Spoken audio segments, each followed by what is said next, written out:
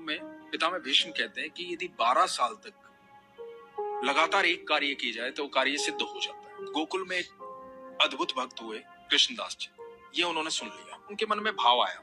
वो गए माला बना करके ठाकुर जी के पास, बोले ठाकुर जी 12 साल तक लगातार माला पहनाने आऊंगा, 13वें साल की जब सुबह होगी तो आपको माला पहनने मेरी कुटिया में आना।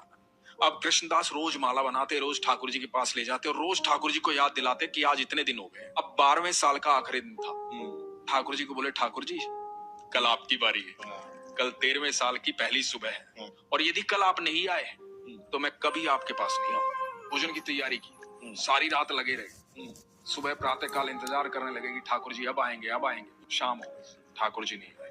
आ गया गुस्सा, सारा 56 भोग उठाया, अपनी पोटली में बांधा और देख करके मंदिर की तरफ, कोई नहीं है, कृष्ण विष्णु पत्थर की मूर्ति है वो, सुनता तो आज आ जाता, सुनता ही नहीं है और बड़बड़ाते हुए जा रहे हैं। आगे से गइयों का एकदम झुंड आ रहा लगातार। तो एक बालक आवाज दे रहा है, अरे बाबा सुनो, रुको, इतनी सारी गैया आ रही है, टक्कर लग जाएगी, धक्का लग जाएगा, गिर जाओगे, रुक जाओ थोड़ी देर।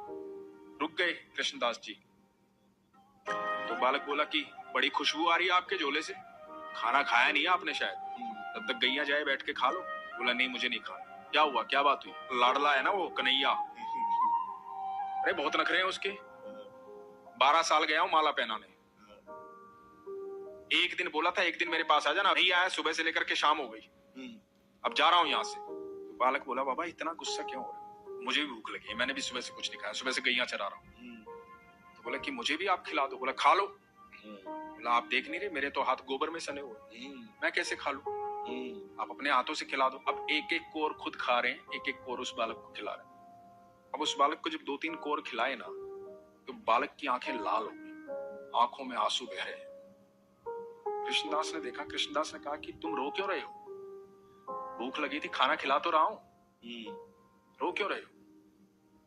तो बालक बोला बाबा माला नहीं पहनाओगे आज।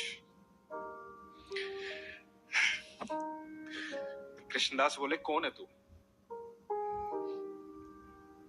मैं ही तो हूं, तुम्हारा कृष्ण। बोला बाबा जब तुम माला पहनाते हो ना मुझे ऐसा लगता है कि मेरा आलिंगन कर रहे हो। आज सुबह से वो आलिंगन महसूस नहीं हुआ, सुबह से इंतजार कर रहा था। भक्तों ने बहुत भोग लगाया और मैंने किसी के हाथ का खाना नहीं खाया, मुझे मेरे कृष्णदास के हाथों से खाना खाना था। महाभारत में अनुशासन पर्व में पितामह भीष्म कहते हैं कि